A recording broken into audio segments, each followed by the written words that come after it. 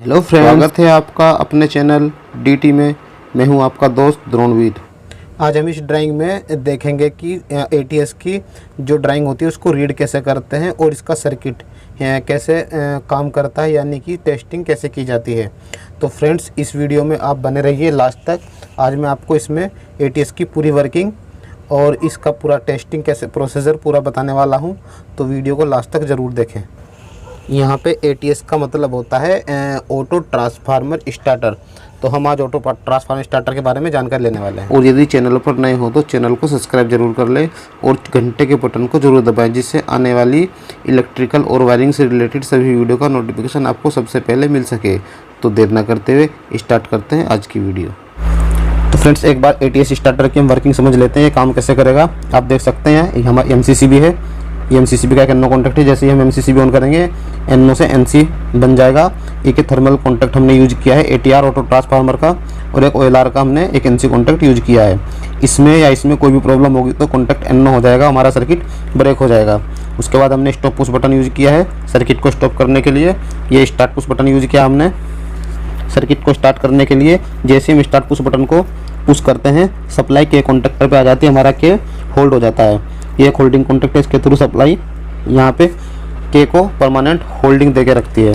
Simple dual की तरह है, बट सिंपल ड्यूल वाला सर्किट होगा। यहाँ हमने इसका यहाँ पे एक NO कॉन्टैक्ट यूज किया, आप देख सकते हैं के का।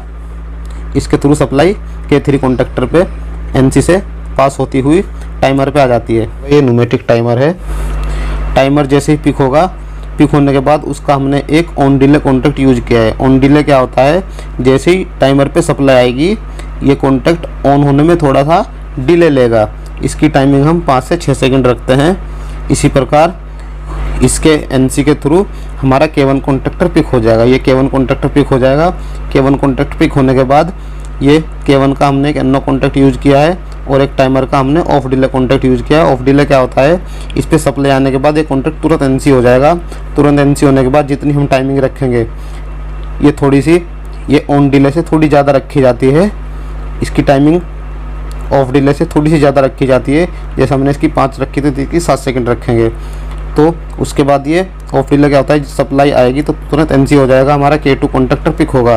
ये पहले K1 लगा, फिर K2 लगा, तो सप्लाई यहाँ से पास होती हुई OLR के थ्रू ये मोटर को मिल जाएगी। टेपिंग हमने कनेक्शन किया 65% पे, लगभग 270 के करीब इसको वोल्टेज मिलेगी। उसके बाद मोटर 270 वोल्टेज पे यहाँ पे हमारी चलने लगेगी।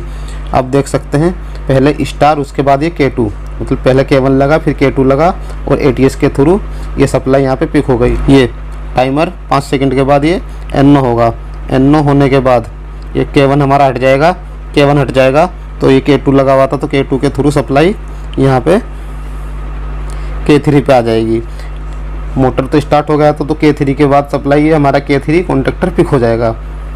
ये हटा, इसके हटने के बाद ये K3 पिक हुआ, तो K3 पिक होने के बाद सप्लाई हमारी मोटर को 415 वोल्टेज मिल जाएगी और हमारा मोटर फुल स्पीड पे पिक हो जाएगा।